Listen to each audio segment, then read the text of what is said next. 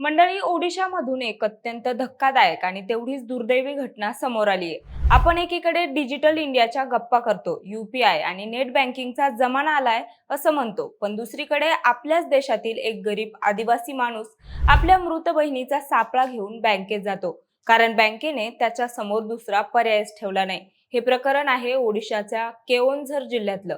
नेमकं काय झालं होतं? या माणसाला आपल्या बहिणीचा 3 महिन्यांपूर्वी पुरलेला मृतदेह पुन्हा का काढावा लागला?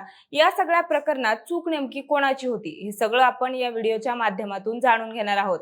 नमस्कार, मी अपूर्वा आणि तुम्ही पाहताय विषयच भारी। ओडिशाच्या केओन्झर जिल्ह्यातल्या दियानाली गावात ही घटना घडलीये। या गावात राहणारे 50 वर्षांचे जितू मुंडा हे सोमवारी ओडिशा ग्रामीण बँकेच्या मालीपोसी शाखेत एक पोतं घेऊन आले होते आणि त्या पोत्यामध्ये होता त्यांच्या मृत बहिणीचा सापळा। ते सुमारे 3 किलोमीटर अनवाणी चालत बँकेत आले होते।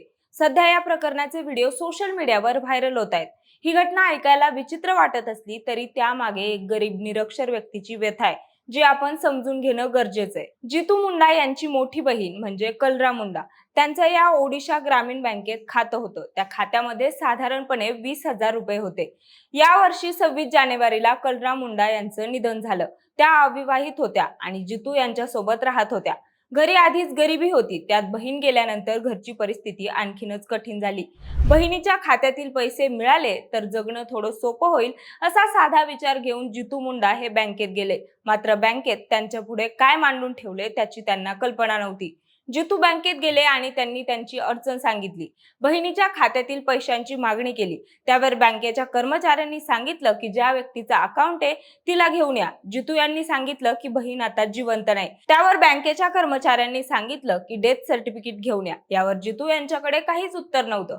आदिवासी असल्यामुळे त्यांच्याकडे ना बर्थ सर्टिफिकेट होतं ना डेथ सर्टिफिकेट। तेव्हा ते तिथून निघून गेले। नंतर पुन्हा एकदा बँकेत जाऊन त्यांनी बहिणीच्या खात्यातील पैशांची मागणी केली। तेव्हाही बँकेच्या कर्मचाऱ्यांनी त्यांचं काहीच ऐकून घेतलं नाही। डेथ सर्टिफिकेट नाहीये तर मग अकाउंट होल्डरलाच घेऊन या, असं बँकेचे कर्मचारी वारंवार सांगत होते।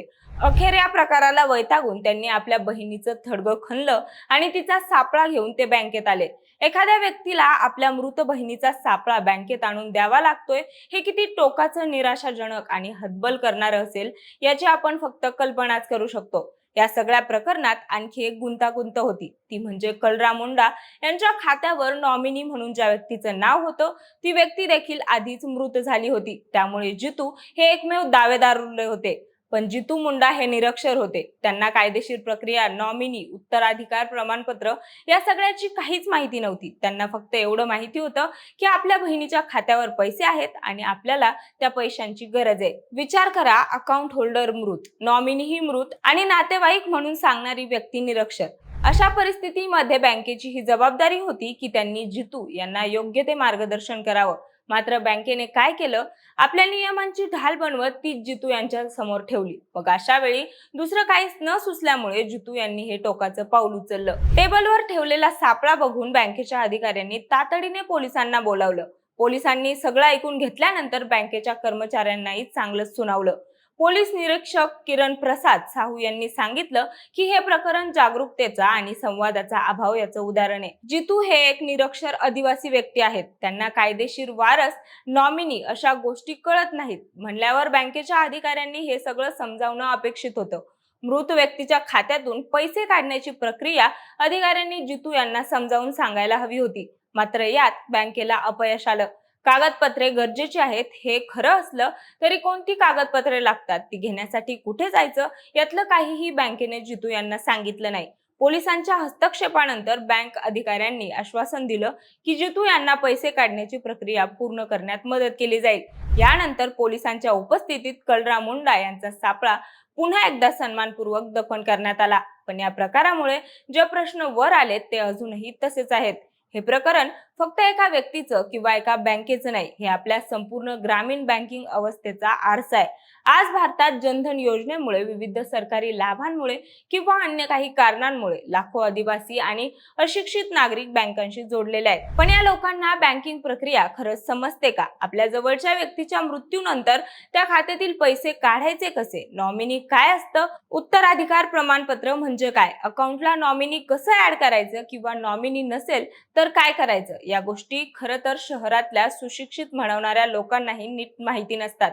मग गावाकडच्या लोकांनी काय करायचं? बँकांनी, विशेषतः ग्रामीण भागातील बँकांनी असे प्रकार टाळण्यासाठी काय करायला हवं? तर साधं उत्तर आहे मार्गदर्शन आणि संवाद. जेव्हा जितू हे पहिल्यांदा बँकेत गेले तेव्हाच एखाद्या कर्मचाऱ्याने त्यांना काय कागदपत्रे हवी आहेत, ती कुठे आणि कशी मिळतील याबाबत योग्य मार्गदर्शन केलं असतं तर आज ही वेळ नक्कीच आली नसती. मंडळी, ही घटना केवळ एक विचित्र बातमी म्हणून सोडून देता येणार नाही. यातून आपल्याला धडा घेण्याची गरज आहे. बँका, प्रशासन आणि एक समाज म्हणून आपणही एकत्र येऊन ग्रामीण आणि आदिवासी भागातील नागरिकांसाठी सोपी आणि सुलभ बँकिंग प्रक्रिया तयार करण्याची गरज आहे.